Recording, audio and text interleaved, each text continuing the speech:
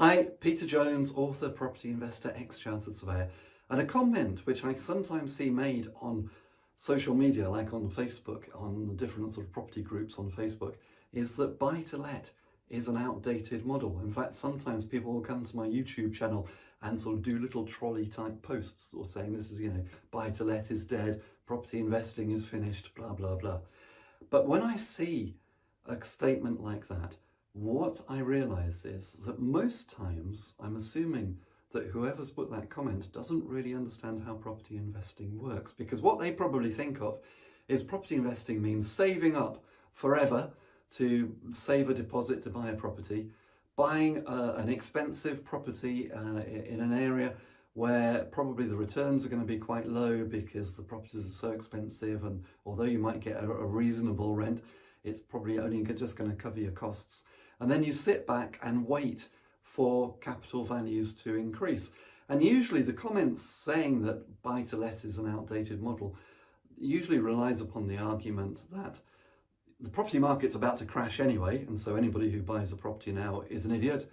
Or even if the property market doesn't crash now, values are now so high that they can never possibly get any higher. And of course, the interesting thing is that I think that through every age and through every decade and practically every other year, that's what people think. But of course, prices keep moving on because we live in an inflationary economy. The Bank of England are actually charged with creating inflation. At the moment, they're told it should be around about 2%. So that is probably always going to drive property prices, as well as the usual arguments about demand and lack of supply, lack of new housing and all of that other kind of stuff, which I've covered in other videos. But it makes me think that whoever says that buy-to-let is an outdated model doesn't really understand. It's not about buying a property and waiting for capital growth. In fact, capital growth is fantastic, but most investors, if not all proper serious investors, will tell you that first and foremost, they're buying for cash flow. And that means buying a completely different type of property. In another video, I'll talk about which types of property are actually best for buy-to-let. But if you follow the model which I follow, then you would do something like this. Rather than buying an expensive property and then hoping that you can just about cover your costs and then hoping that values will go up, you would buy a cheaper property in a cheaper area. You would buy a cheaper property at a bargain price so that the cheap property is even cheaper, if that makes sense. You would then add value by doing a simple refurb, and then after 6 months you would refinance the property. And if you've got your figures right, you'll get all, almost, or at least a lot of your money back out of the deal so that you can use that money again and then recycle that into your next deals and start building, at the end of it, a fairly sizable portfolio, starting only with a limited amount of cash. And the great news is, and this is a subject for another video in the future, but it doesn't even have to be your cash. You could use 100% other people's money, for example, to get you started and to buy the property, and then refinance in 6 months' time when you've added the value and pay your original investor back. So is buy-to-let an outdated model? Absolutely not.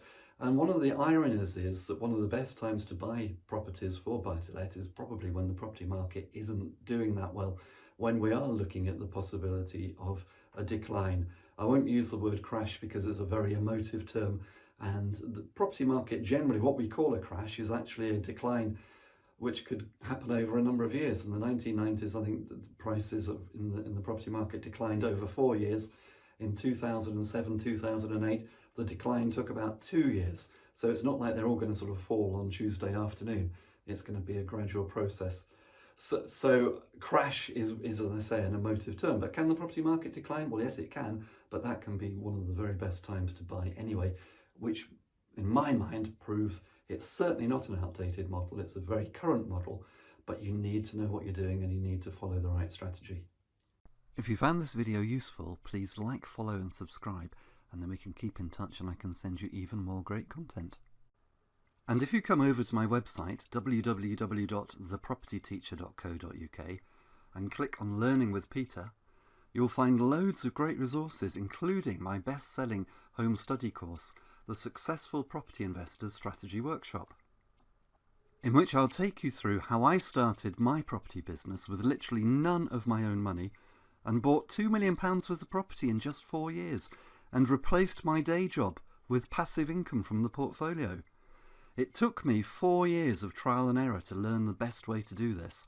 But because I'm going to show you everything I did right so that you can copy it, and everything I did wrong so that you can avoid it, I'm sure you can achieve far more than me and far more quickly. So please visit my website for full details of this and all of my other resources. And until next time, here's to successful property investing.